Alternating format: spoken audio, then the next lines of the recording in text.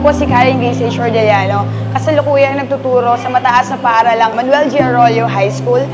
Ako po si Mrs. Agnes Reyes and I'm teaching Accountancy, Business and Management. I'm Buena P. Alvarez, the current Assistant School Principal. Isa po sa mga challenging dito is yung pagtuturo sa isang limited space, at the same time, yung mga lack of equipment po na maaari namin sanang gamitin para at least mas marami pang matutunan yung mga estudyante. Yung pagiging guro po namin, hindi lang po pagiging guro parang we innovate, we recreate, we become resourceful. One of the highest achievement that we have is that our ranking in NAT last school year, and then also we have won in the division contest in Wanang Wika.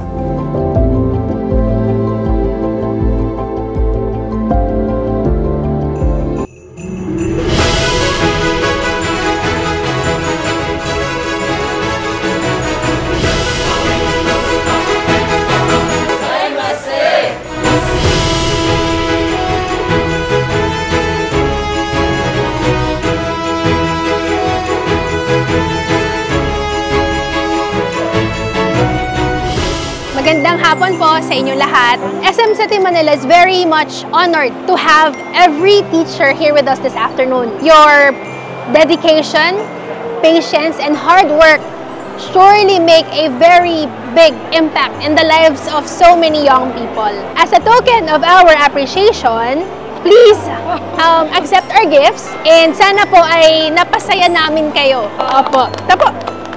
Meron na po ba lahat? But wait! There's more! Wow. Si SM City Manila po ay naghahandog ng isang 55 inches Google TV for Manuel G. Arroyo High School. Ito po. Ano pa po? Super more! Wow!